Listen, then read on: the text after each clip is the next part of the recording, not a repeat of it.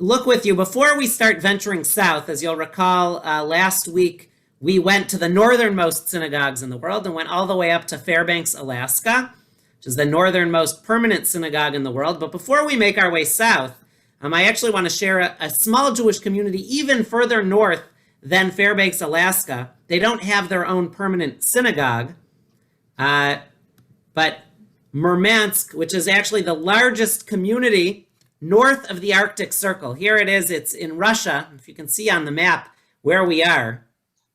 This is kind of north of, it's the northernmost part of Russia, kind of akin to the very northernmost parts of Finland and Norway. There actually are a few hundred Jews that live up here in Murmansk, Russia.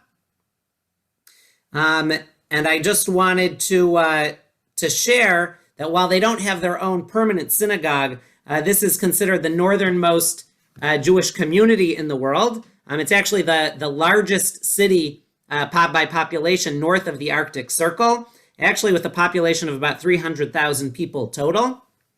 And they actually reached out to Jewish federations and the Jewish Agency about doing a joint B'nai Mitzvah ceremony for some children that had become of bar and bat mitzvah age. And they actually did celebrate that a handful of years ago. This community is actually partnered with Beth Israel, the West Temple in Cleveland. And so there actually was some partnership and some support from the Jewish community and the Jewish Federation of Cleveland to allow that to happen in this northernmost Jewish community. I actually have a picture, let me pull up, I'll share, of the room that they use as their synagogue, as their sanctuary. They use kind of a community center hall to celebrate, and that's the place where, when they gather for prayers, they gather in this particular site. Let me see if I can. I'll pull it up. I don't have it up.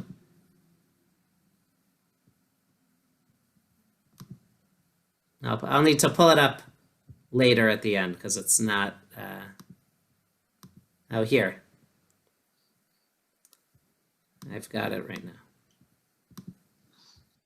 But this is the room which serves as also a makeshift prayer space in Murmansk, Russia, the northernmost Jewish community in the world.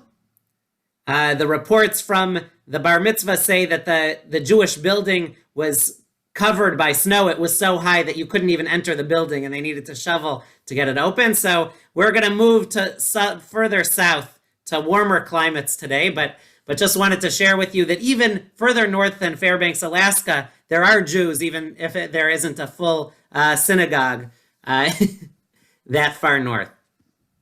I know this probably isn't on your agenda. I'm sure it's not. When I was in Kauai, Hawaii a couple years ago, I found the Chabad. It's in a half of a storefront, but there is one, and it's only open by reservation. They do make a Friday night dinner once a month for like $50 a person, but you have to make a reservation in advance. But that's probably the extent of what they do there. Good. Well, right. They've made it as far south as you can get and west as you can get in the United States. There actually is, I think we shared a number of weeks ago, a conservative congregation. I think it's both joint conservative and reform congregation in Honolulu. And they chose the name Kehilat Sof Ma'arav, the congregation at the end of the West, and comes from a famous Yehuda Halevi poem that he shares, Anochi, my heart is in the East, but I'm at the end of the West. He was saying that in Spain, which at the time they believed was as far as you could get, as far west as you could get. Now we know that you can get much further west, and so they borrowed the name for the congregation in Honolulu to say Kehilat Sof Ma'arav, kind of at the end of the world congregation. But Jews have actually been traveling south and traveling farther from Jewish centers for many years. I wanted to share this congregation Musmea Yeshua congregation in Yangon, Myanmar, formerly Burma, or Rangoon, Burma. You might be more familiar with those names. This congregation was built in 1896. But Jews have been making their way south to India, to Indonesia, to Burma, often traders, the Dutch East India Company, which kind of brought the Dutch to take over many of these territories as early as the 1600s, 1700s. There were Jews and Jewish communities that were established in far reaches further south. We'll take a look into this congregation here. But this is the only the only synagogue left in Burma and Myanmar, but is a synagogue dating back to 1895 that still exists in Burma. And we'll just move slowly around. This congregation has actually been around nearly 130 years. You can see a Sephardic congregation if you look in the Torahs. Interestingly, if you'll note, the ark is actually almost like a walk-in ark. If you look at the size of the ark, and the Torahs are kind of deep, and you actually need to walk inside to get them. But just wanted to share, this synagogue is actually north of the equator by a little, but demonstrates Jews really making it to parts of the world that might seem unexpected. But when it came to trading and business, Jews moved around the world and established communities in places as far-flung as Burma, as Myanmar. Rabbi, so yeah, are the congregants still Ashkenazim from the Dutch, or have they become more Asian, or the people, if it's an active congregation, who uses it nowadays?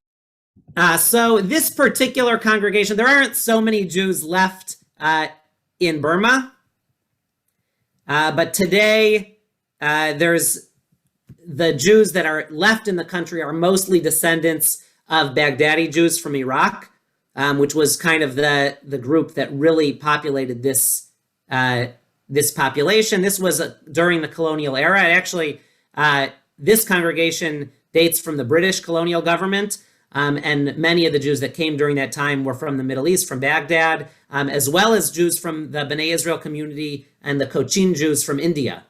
So these are Sephardic or Mizrahi Jews that are still left in Burma.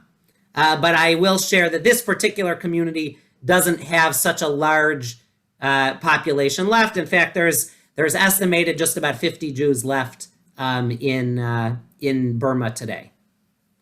But they are Sephardic Mizrahi Jews that are there today.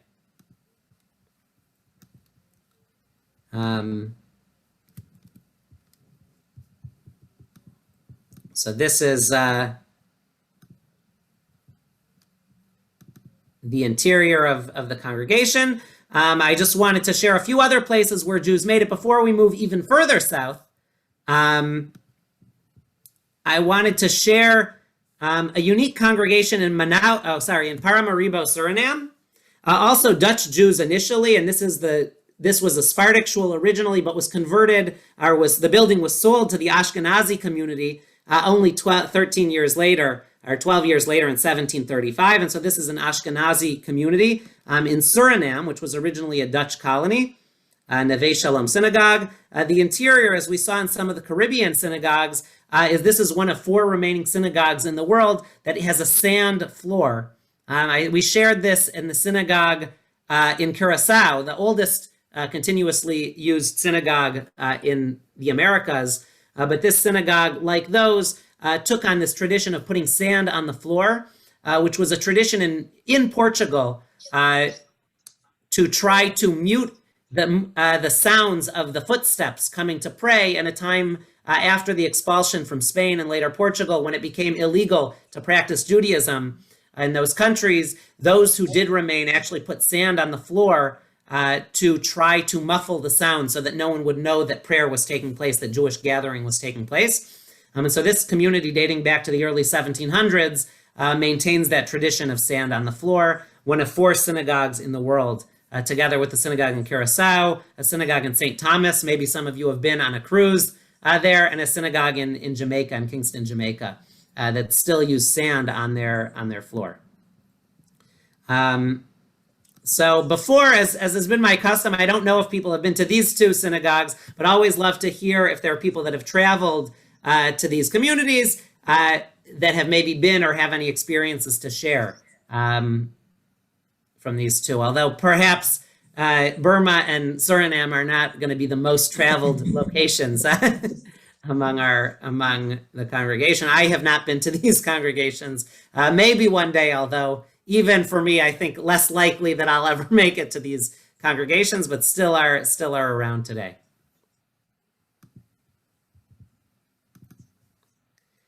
I did want to share, as we move further south, of course, the vast majority of Jews, and actually people in the world in general, are in the Northern Hemisphere. This goes back to the largest population centers, Jewish population centers today in the world. And only 8 of the 60 largest communities in the world are in the Southern Hemisphere. Certainly the vast majority of Jews in the world, because both Israel and the United States, which themselves are about 80% of world Jewry today, are both in the Northern Hemisphere. But we do see there are 8 communities here in the Southern Hemisphere, the largest being Buenos Aires, which has about 160,000 Jews today, the 16th largest, but also Sao Paulo and Rio de Janeiro in Brazil, Melbourne and Sydney in Australia, Johannesburg in South Africa, in Perth, I missed, in Australia, and then Montevideo, Uruguay, which we'll come to later on this morning. Uniquely, and just sharing before we look at any and talk about any of the Jewish communities as we move further and further south, is that Judaism, while we don't think of it this way, it was really a religion that developed based on where it developed in Israel, and it really is in many ways a Northern Hemisphere religion. We don't think about this, but so much. But the holidays are often based on, in part based on the harvest. Sukkot is a fall harvest festival. Passover and Shavuot, and the period of the Omer, counting the period of the barley harvest. Chanukah, we're lighting candles at the darkest time of the year to light up the darkest time, and there's a lot of scholarship that goes back to show how the development of Chanukah was uniquely based around the time of year. When we move to the Southern Hemisphere, of course, the seasons are reversed. I celebrated, our honeymoon actually about 4 years ago. We celebrated, we went to Bali in Australia actually, and we're there over Hanukkah in Australia, and had the opportunity to celebrate. But it's a little strange celebrating in the dead of summer, within the longest days of the year. It's not how the holiday was probably initially conceived. And the same is true for all of the Jewish festivals.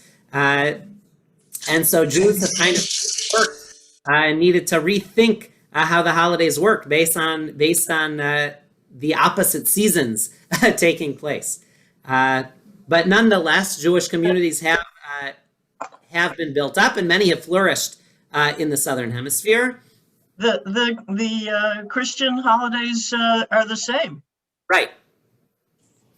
Correct. So, Lynn said like Christmas trees and Easter and all that the same. But no, I don't know about other religions, but no, it's very true. Most world religions, just because most people in the world live in the Northern Hemisphere, were based on the Northern Hemisphere calendar, on the seasons as we know them in the United States. And right, the traditions seem a little out of place when you're traveling south of the equator. It does feel a little out of place, but that's the way that the traditions have been developed. So in the Southern Hemisphere, the Jews in Sydney or Cape Town are not changing the traditions, but are adapting maybe in some ways to a different climate. But I will say it was very nice to be in warm weather for Hanukkah, as Lynn shares, right? Hanukkah in Florida is like that, although at least it is still winter in Florida, even if it's a mild winter.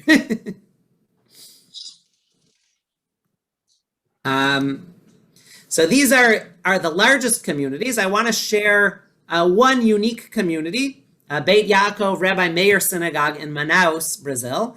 If you're not sure where Manaus, Brazil is, it's actually right in the middle of the Amazon rainforest. It's the largest city in the Amazon. I know the Berkowitzes shared their trip to Iquitos. I don't know if you also went to Manaus on the same trip. But this community, I want to stop the share and just share a little about the Manaus Jewish community for a minute. But similar to the community in Iquitos, Brazil, which we visited and learned a little about a number of sessions ago, this synagogue, the Beit Yaakov Rabbi Meir Synagogue, was founded in 1962. And of Manaus, it's actually a city of about 2 million people. There's about 800 Jews that live there. And the city really boomed, like a number of other cities in the Amazon, because of the rubber, the discovery of rubber and a huge influx in business as people were developing rubber in Manaus and in other communities in the Amazon. The community here dates to about 1890. During the rubber boom, and Jews mainly from Morocco who came over because Jewish life in Morocco was particularly challenging. There was a lot of poverty in Morocco among the Jewish community at the time, and there was this major rubber boom in the Amazon area, and so Jews came to work in this business, and there still are Jews there today. Some have intermarried, and they're known today as the Amazonian Jews. Because many look like the native Amazonian community now that it's 130 years later. There is a Jewish community. There's actually a documentary on the Amazonian Jews if you're interested, but both in Peru and Brazil, Manaus is one of the communities left. And the synagogue is named for Rabbi Meir, who came to the community in the first half of the 1900s to teach and to develop the community. He was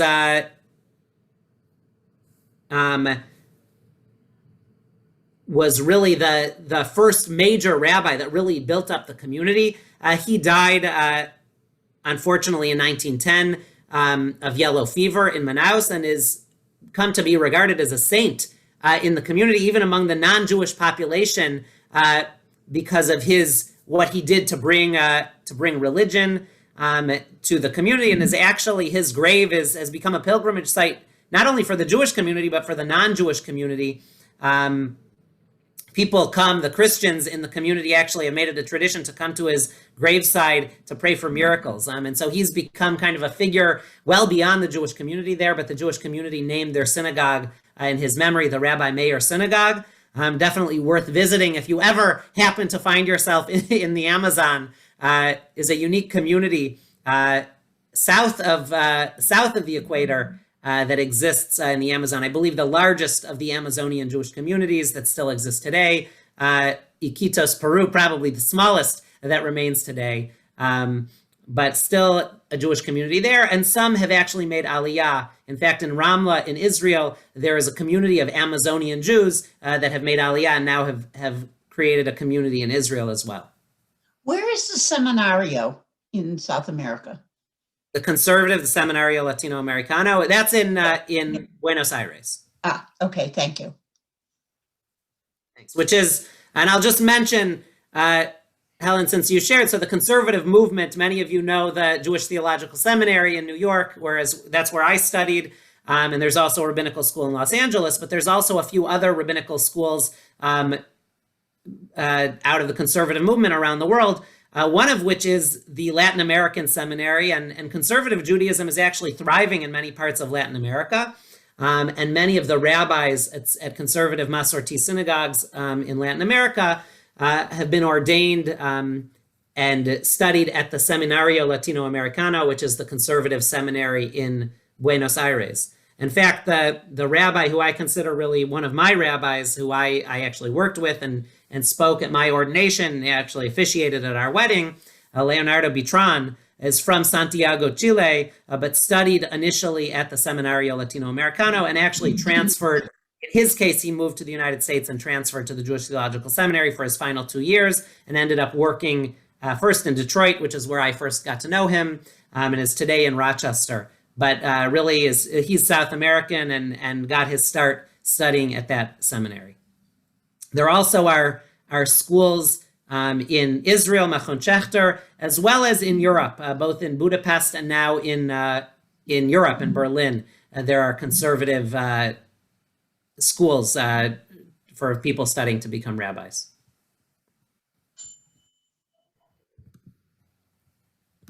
As we make our way further south, though, Rio de Janeiro, as you saw, has 40,000 Jews. I just wanted to share a picture. The Grande Templo Israelita is one of the most beautiful and largest synagogues in Rio de Janeiro. Here's the interior. That Rio de Janeiro has a large Jewish community, and even larger, the Jewish community in São Paulo, Brazil, 75,000. I just wanted to share a few pictures of the Congregación Israelita Paulista, which is actually the largest synagogue by membership in all of the Southern Hemisphere. About 1,500 families, actually members of this congregation. It's a liberal congregation, a progressive congregation. This is a picture of the sanctuary. And we have some other pictures of activity taking place. Here's the ark, if you can see, with the Ten Commandments above it. And as a reminder, here's the exterior of the building, but as a reminder, we often, are very American-centric or Israel-centric as a community, and sometimes we lose track of the fact, that there are very large communities. Put that back on toast. That's on base. Sorry? Oh, Sorry? Sorry. Oh, okay, no problem. It was unmuted, I didn't realize. But that there are in some places, very large communities. A 1,500 family synagogue is actually quite a bit larger than Bnei Yeshurun even in São Paulo, Brazil, and the largest by membership in the Southern Hemisphere, this congregation. So I don't know, before we move on, I don't know if anyone's been to Rio de Janeiro or São Paulo and seen the Jewish community or has connections with the Jewish community that wants to share. Now, I'll just share a brief, Ruth, yeah. I know that the Latavskis, Jean and Ellen, used to work over there in Argentina when the kids were little. They used to go to Argentina or Brazil? Yeah. They were in Argentina. In Argentina, okay. Mm-hmm. Good. I'll share one thing that's great about the connection of the Jewish world. I remember visiting, when I lived in Israel, I went to Italy and was visiting Venice, and we happened to meet a Jewish person in Venice who was from São Paulo, Brazil, didn't speak English at all. Portuguese, of course, is the language in Brazil, but we kind of connected in Hebrew, and because we both had Hebrew as a second language, we were able to talk to each other and learn a little. We talked a little about our community and learned a little about his community in São Paulo. And one of the unique natures of the Jewish community, which, of course, there are about 14 million Jews in the world, but of course, a very small minority of the world population, that even when we don't speak the same language, because Jewish communities teach Hebrew around the world, if you have some basic knowledge of Hebrew, there's the ability to at least have basic understanding with Jews around the world. And one reason beyond the prayer service that I feel passionately about giving our students and our children at least a basic understanding of Hebrew language to be able to connect with Jews around the world. Yeah, Fran. In my mother's generation, and certainly through her extensive travels, even in the 1960s and 70s, she could use Yiddish to communicate anywhere. I don't think that exists anymore, but she could sit on a bench and throw, a Yiddish comment to somebody, and somebody would answer, and it didn't matter, right? She could be in the south of Spain. She could be anywhere. And I just don't think that's currency anymore. Yeah, it may not be in the same right in the way that it was. And Hebrew, I don't know if it's fully taken its place in the same way. I mean, Yiddish was the language, right, for the majority of the Jewish world that lived in Eastern Europe. And as people moved and spread around, Yiddish became a language that you could speak. And while it's not probably the same as it once was, certain phrases in Yiddish and words in Yiddish, of course, have come into common modern parlance in English and in other languages as well, right? When we say, to schlep something around, or that person has some chutzpah, right? We expect that people not only in the Jewish community know. In fact, when I lived in New York, especially, non-Jews would use Yiddish terms fairly frequently in their language, right? It's kind of developed beyond just Jewish use, even, right, Jackie? When I was in college, a friend of mine was traveling in Europe, and she was traveling alone, and she was in Istanbul, and somehow she got turned around in Istanbul and lost her way, and she was trying French and she was trying English, and people would shake their heads. And finally, she broke down and sat on the edge of the street and cried. And a man came over to her, and in desperation, she tried Yiddish. And he took her by the hand and walked her to her hotel. But sometimes we don't expect. Right. You never know. Good. So I want to share. Sorry? Back to Sao Paulo. We got in touch with a member of my uncle's family. They were Holocaust survivors, and they ended up in Sao Paulo. And so we corresponded with them, and his niece came to visit us in New York. And she had somehow learned English too, so she was very fluent in English. And she told us how they found a home in Sao Paulo, and they were comfortable there. They had somehow escaped the Holocaust and were able to go there. Good. No, very interesting. So I want to stay in Sao Paulo for a minute here for one more building that's actually not a synagogue, but you'll see is a fascinating building. And I don't know if anyone's familiar with this project. Does anyone recognize this building or what it looks like? Looks like the temple. It looks like the temple, right? This is an actual building that was modeled based on the temple, the Beit HaMikdash, the temple, and actually built to an even bigger scale in the heart of São Paulo, Brazil. It's not a synagogue. This is actually a mega church. But it's called the Temple of Solomon.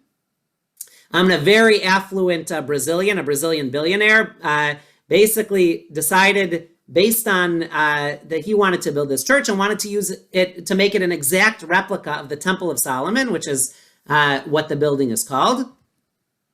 Here's a picture of the interior. You can see the menorahs lining the side of the building. Here it's packed. They get over 10,000 people every week. It's the largest church in Brazil and possibly in South America.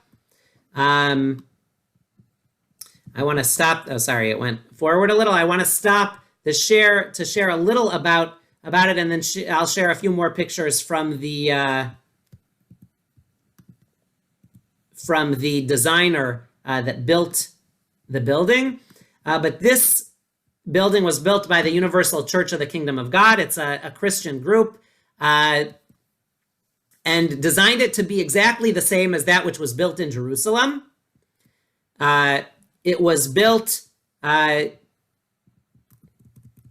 it's only been around just about 7 years. It was officially inaugurated in 2014. but has attracted thousands and thousands of people. It seats 10,000 worshipers and often is packed on Sunday mornings. It's the height of an 18-story building, 55 meters, 180 feet tall, and was designed to follow the biblical description of the temple exactly, except be on a larger scale, essentially, following the description in the Book of Kings. Ruth, yeah. The group that was kneeling in the front looked more like Muslims. Muslims, yeah. Yeah, I'm not sure. That picture I found online, I'm not exactly sure what was going on in that particular scene. And there are also beautiful menorot on the in the window. Right. The windows each have menorot. I mean, they definitely designed it. They designed it keeping with a Jewish theme, and that's actually was part of their design.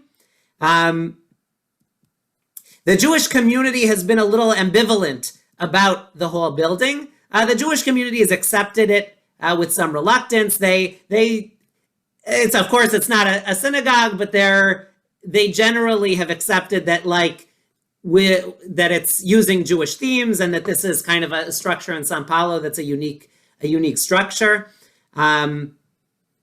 Israel's ambassador to Brazil was also ambivalent. He shared, these were his words after the building was completed. It took 4 years to complete, actually. And he wrote, 4 years is too little to build something so great with so many details. But he said then, it is great like Brazil. I have no words. Really some ambivalence around the building, which is built to be our Beit HaMikdash, essentially. Our temple is a replica. And one Brazilian rabbi stated about the building, he said, on the one hand, there's the favorable way in which Jewish culture and history are treated in this structure, but on the other hand, there's a bizarre aspect of the project's dimensions and aggressive marketing. Again, showing some ambivalence about this project that's designed to look like the Jewish temple, but on the other hand is a mega church that they're doing aggressive marketing to bring people in almost as a tourist attraction and bring people in for Christian worship. So it's been met with some positive reviews in the Jewish community, but also some ambivalence. But certainly something that I would be interested in seeing the building, at least, if I ever make it to São Paulo. Really an amazing structure and an impressive structure that was built really in the heart of the city. As we make our way further, before we make our way further, I said I would share, I think I have pulled up some pictures here from the contractors of the building.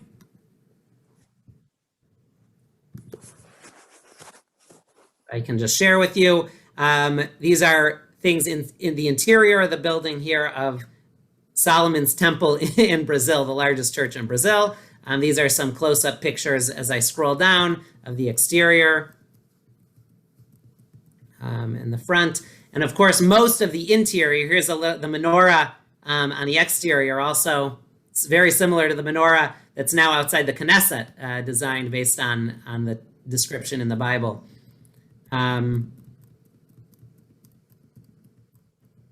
These are just pictures as I scroll through what the exterior design and the gate look like, and of course the interior, the large majority of it is all the one very large sanctuary, which we saw the picture of earlier. I mean, yeah, it looks like, Epcot. It looks like a commercial. But on one hand, right, I'm sure they defend it as a homage to the Old Testament roots of Christianity, right, and that it's the highest form of compliment, okay? So yes, it depends on intention, really. And we're superimposing our filters rather than their intentions. Right. No, that's very true. And that's certainly the reason why this person who gave the money to build this building, certainly they had in mind that this is the roots of their religion. But in the Jewish community, you can also understand the ambivalence. On the one hand, of course, appreciating the culture and the positive nature in which Jewish culture is represented here, but on the other hand, feeling a little ambivalent that it's being used in such a way. We feel like we're being co-opted. Yes. So just wanted to share that. While not a Jewish structure, has definitely been something that has sparked some Jewish reaction in Sao Paulo, and an impressive building nonetheless, based on of course, our temple. It's a nod so in I- our direction. Sorry? Yeah. It's a nod Right. in our direction. Right, yeah, yes. I wanted to turn, this is just a picture of one of the large synagogues in Montevideo, Uruguay. As some of you know, Inez and Daniatis are from Montevideo members. They actually just moved from Cleveland, but were from Montevideo and from Uruguay. A community that for many years, and still today, although the community is dwindling, has had a very strong Jewish community in Uruguay. In Uruguay. Just want to pull up a little information, since this is a community that dates back to colonial times, and it's predominantly composed of Ashkenazi Jews, but there's a strong history for Jews in Uruguay, dating back all the way. Really, the first Jews began to come even dating back to the 16th century, when conversos began settling there. But more so later on, when Jews started coming from Ashkenazi communities, and the Jewish community grew significantly in the early part of the 1900s, when Jews came from Eastern Europe, and an Ashkenazi community really became established there. German and Italian Jews also, actually, in the 1920s and 1930s. And many Jews also, after 1948, when Jews were expelled and many left Arab and Muslim countries, there were actually more than 18,000 Jews that immigrated to Uruguay as well, to Uruguay, primarily from the Arab world. And then later on, Russian Jews and Hungarian Jews came. And so Uruguay has been a strong supporter of Israel. In fact, it was the first Latin American country and fourth country overall in which Israel established a diplomatic relation. And one of the few nations actually to support Jerusalem as the capital of Israel and oppose internationalization of the city. And Uruguay has been a welcome home for Jews, and has led to a very strong Jewish community in Uruguay, and centered in Montevideo, the capital, with 95% of the Jewish community living there. And there were, as of about 15 years ago, there were about 20 synagogues in the community. Only about 6 functioned every week for services, and the number is dwindling due to emigration primarily, but there is a strong community that exists in Montevideo and in Uruguay. Rabbi, Yeah, Fran. When my family was invited back to Vienna as a goodwill gesture to welcome back the people they had destroyed and evicted, amongst the Jews in our group were Jews from Montevideo. And we became friendly with a couple of them, and they said that the reason that the current population has as many Jews as it has is that Jews couldn't get into Argentina.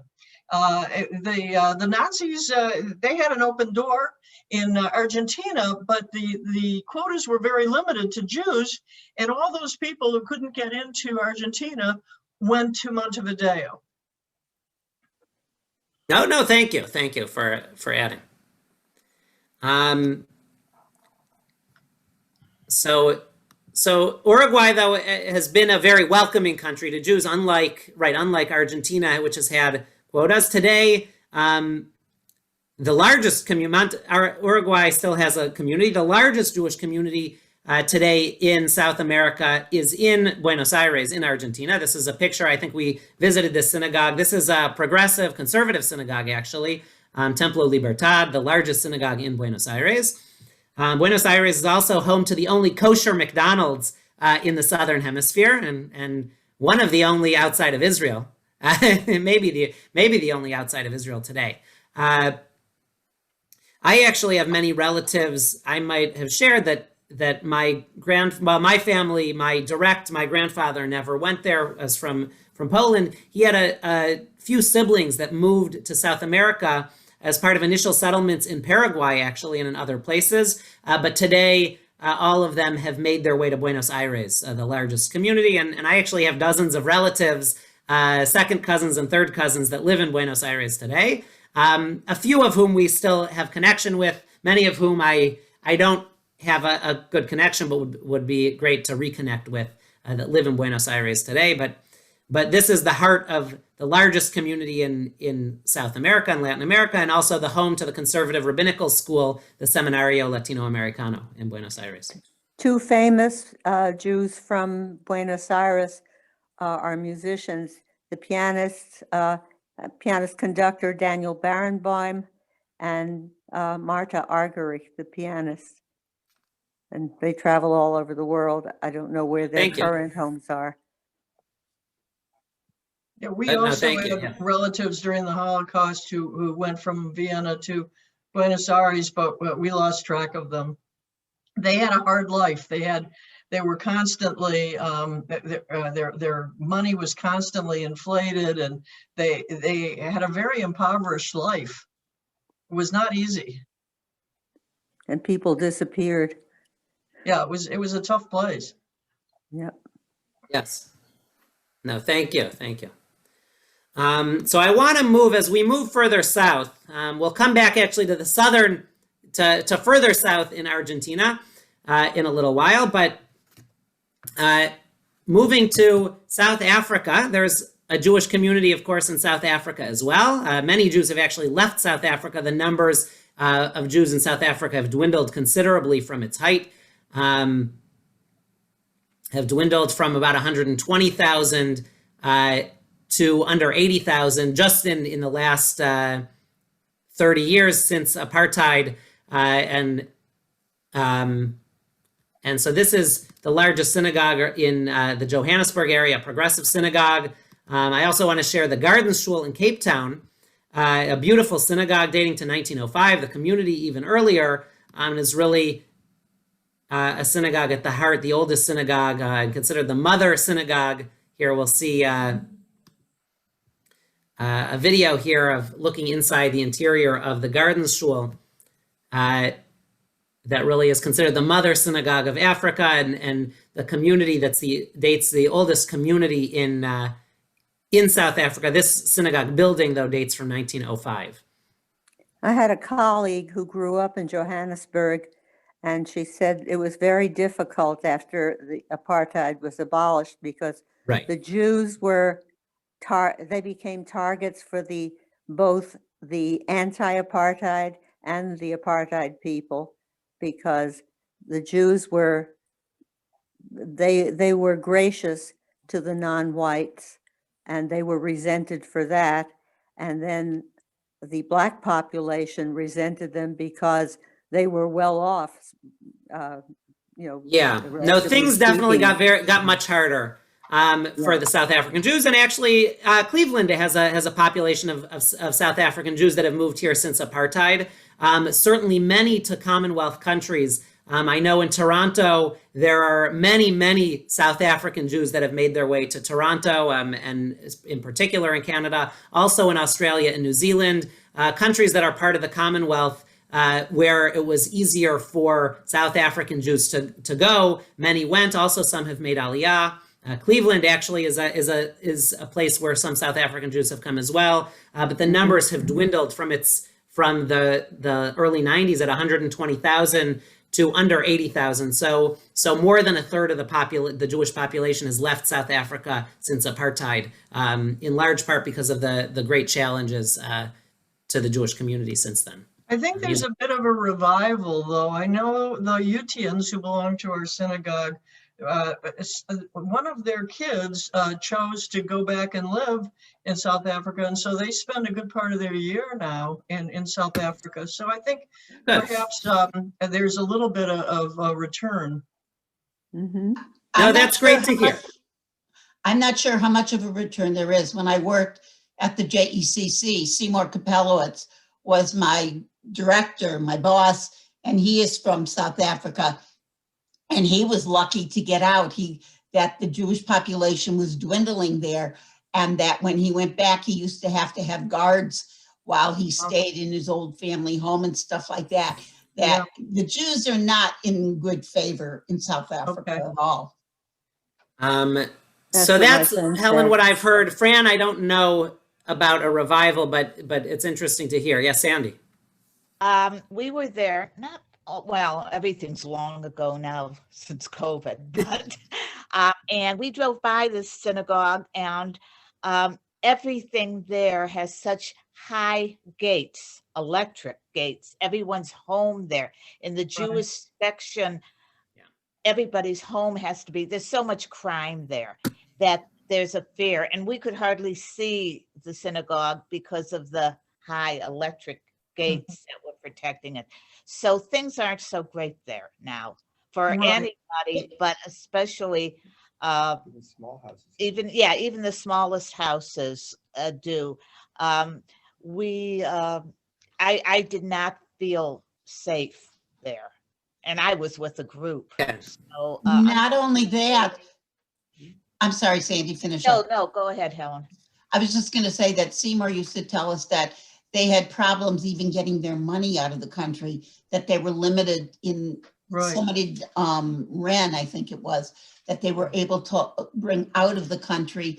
So each time he would go back, he would take out that much more. That he still had one aunt, I think it was, that was alive there. So Seymour would go back. His mother had passed away a number of years ago, but every time he would travel there, more and more money would come out, but they were limited to maybe like $10,000 at a time or something like that, if in fact it was even that much money. Yeah, I can believe that, because there's a lot of graft in the government and that. And if you talk to somebody, who lived there and left, they will tell you similar stories. Yeah. So it's unfortunate. I mean, it's not just the Jews. I imagine it's the whole country. But like I said, I couldn't even see. They said, that's a synagogue. I couldn't even see it because of the gates. Yeah. No, and hopefully things will be better at some point. But it's good to hear, Fran. It's interesting to hear people going back, and I don't know that maybe there are others going back as well. I don't know, but I've generally heard that it's been a challenge for many people.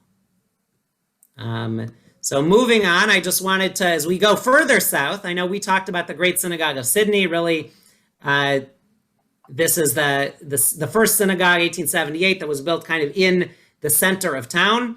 And this beautiful synagogue in Sydney. I also wanted to share Sydney Central Synagogue. This is actually the largest synagogue, claiming to be the largest synagogue by space in the Southern Hemisphere. This is a modern Orthodox synagogue by Bondi Beach. For those who have been to Sydney, we'll just share, this is the project. So this synagogue was actually just built in 1995. It was a design competition after the building before was actually burned down. There was a fire and they needed to rebuild, and they raised funds to build, and they had a competition for the design. And this building, I'll just share, these are some of the original design pictures as I scroll through, that won the competition.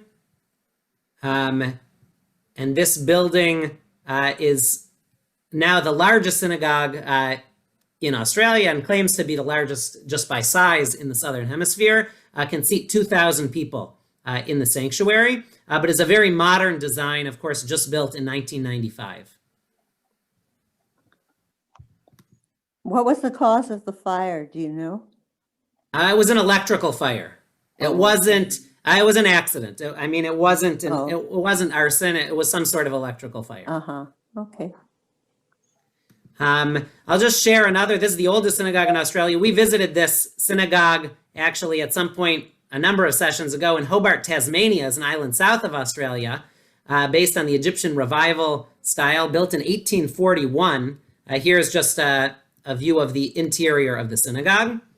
Another synagogue also in Tasmania, built just a little after in 1844 in Launceston, also built in the same style as it happens, this Egyptian revival style. This synagogue is very, very infrequently used today.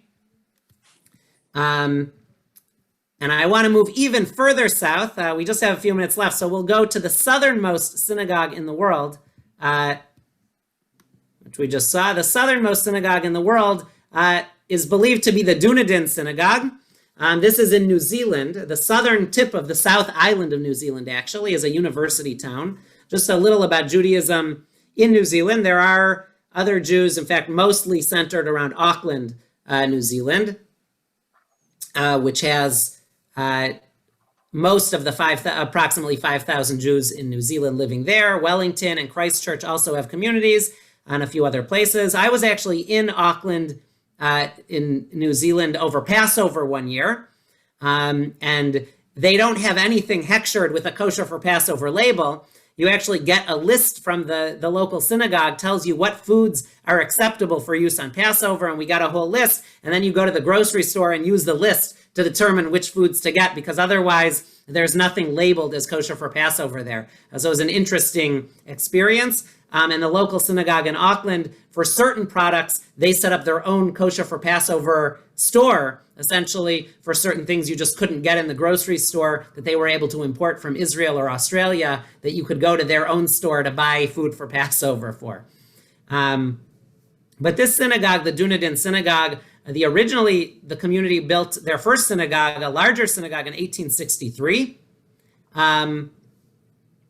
More recently, this is now the third building that dates to 1965, the current building. Today, there's maybe 150 Jews that live in the Dunedin area, but some not so close and drive considerably to get to the synagogue, which is centered in Dunedin in southern New Zealand. I'll just put up a map here to see where Dunedin, New Zealand is.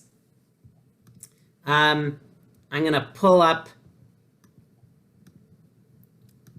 as we go from the northernmost Jewish communities up here, if you can see the map, in Murmansk, Russia, as we now travel to Dunedin, New Zealand.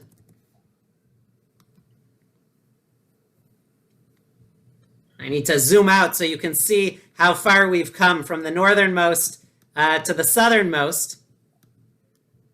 Are you able to see the map here? This is near the southern tip of New Zealand, near the southern end of New Zealand, the southernmost synagogue worldwide. As I zoom out, we can get a sense here. It's hard to pull the rest of the map because of because of where we're located. Where would that be? Yeah, see, I was thinking you were gonna show us something in Chile, down in Patagonia, or something like that, which would have right. been So that's fun. what I wanted to share. The southernmost synagogue in Argentina appears to be in Bahia Blanca, which is actually further north than Dunedin. But in southern Chile, in this area, at the very southern tip of Chile and Argentina, Ushuaia, the southernmost city in the world, while there's no synagogue, there are a lot of Israelis, actually, as you might know, after their army service, that travel all over the world, but particularly in South America. There are many, many Israelis that make their way to those far southern reaches of Argentina and Chile. And while there isn't an established synagogue, there are plenty of Jews, especially Israelis, that travel in those areas and take pictures and perhaps have even gathered for minyans or prayer services. I found that Chabad has sent emissaries in Argentina, although they don't have a site there either, have gone down to try to connect with the Israelis that are traveling in Bariloche and in Ushuaia, the very southern tip, which would be further south than Dunedin. But to date, there is not yet a synagogue in those sites.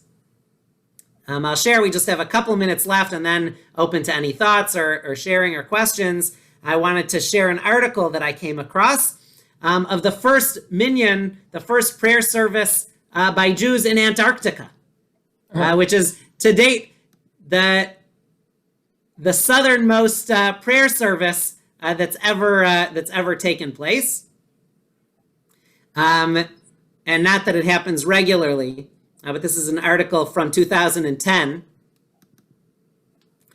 Right, in a small chapel overlooking a frozen sea inlet, Dick Heyman leads a tiny congregation. So this is, it was kind of a non-denominational prayer space that was set up for scientists and researchers in Antarctica.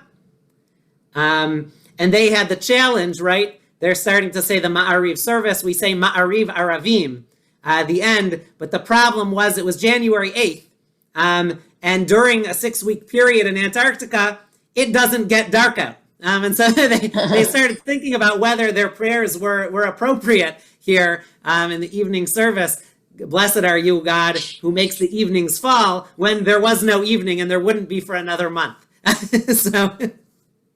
But here's a prayer service taking place in 2010 near the Antarctic coast, which, to the best of anyone's knowledge, as the first Shabbat service in Antarctica and the southernmost Shabbat service to ever take place. So is that a regular occurrence since 2010? I don't think it's a regular occurrence. It may have happened since then, but it really just depends on which scientists and researchers are at the particular base at the time. So that's not a synagogue per se, it's a non-denominational prayer service or prayer space. But that's the southernmost Jewish prayers that have ever taken place in Antarctica. Rabbi, did they even have a minyan? They had for that particular time, they did have a minyan. That's why they were able, that's why they did have the prayers.